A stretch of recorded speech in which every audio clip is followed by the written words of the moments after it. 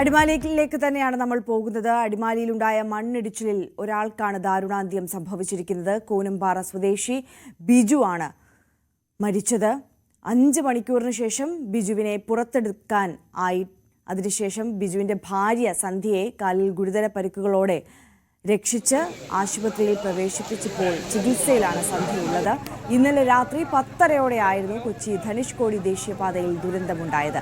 അപകടാവസ്ഥ മുന്നിൽ കണ്ട് 22 കുടുംബങ്ങളെ ഇന്നലെ രാവിലെ മാറ്റിപ്പാർപ്പിച്ചിരുന്നു. ബിജുവും സന്ധ്യയും ക്യാമ്പിൽ നിന്ന് വീട്ടിലെത്തിയപ്പോഴായിരുന്നു ഈ അപകടം സംഭവിച്ചത്.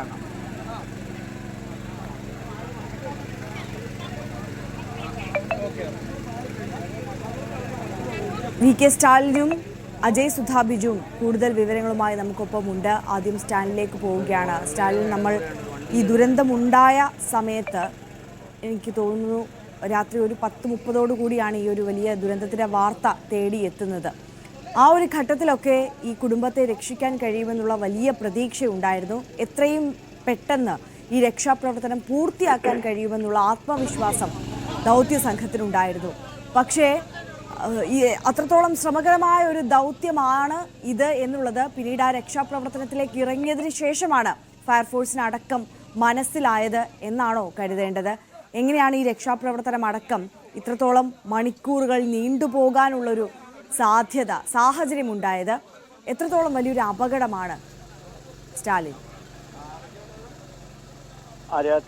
ഇത്രയും വലിയൊരു ദുരന്തമാണ് എന്നുള്ളത് ആദ്യഘട്ടത്തിൽ ആർക്കും തന്നെ അത് നമുക്ക് മനസ്സിലാക്കാനായില്ല. കാരണം പ്രദേശത്ത് വൈദ്യുതി ഇല്ലാതിരുന്നതാണ് അതിനകത്ത് ഏറ്റവും വലിയ പ്രതിസന്ധിയായിട്ട് രക്ഷാപ്രവർത്തനങ്ങൾക്ക് തടസ്സമായി വന്നത്.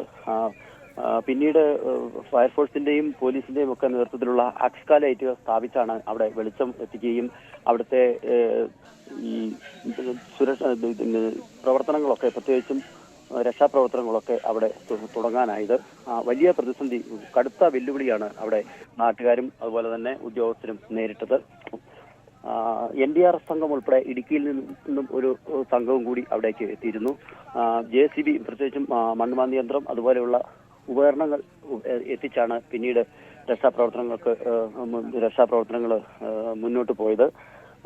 ഈ തകർന്ന വീടിന്റെ, പ്രത്യേകിച്ചും നെടുമ്പള്ളിയിൽ മരണപ്പെട്ട ബിജുവിന്റെ വീടിന്റെ കോൺക്രീറ്റ് തകർന്ന ആണ് ഈ അവിടുത്തെ സംഭവം ഉണ്ടാകുന്നത്. 9 വീടുകൾ തകർന്നതിൽ 2 വീടുകളാണ് പൂർണ്ണമായിട്ടും പോയത്. അതിലൊന്നാണ് മരണപ്പെട്ട നെടുമ്പള്ളിയിൽ ബിജുവിന്റെയും സന്ധ്യയുടെയും വീട്. ഈ വീടിന്റെ കോൺക്രീറ്റ് പാളികൾ പൂർണ്ണമായി